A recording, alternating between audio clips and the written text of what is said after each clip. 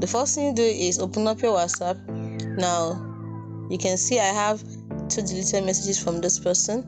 Now I want to see this message. What I do is that I go back, go to settings.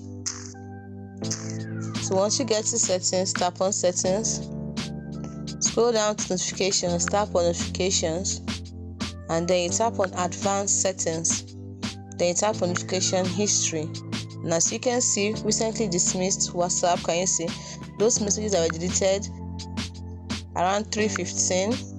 Here it was deleted 3:15. It was deleted at 1:19. But when I go to the notification over here, notification history, I can easily see them 3:15, as you can see, and the one for the last 24 hours I can see them. This is the message at 3:15. So that is how to see deleted messages on WhatsApp without using any external app.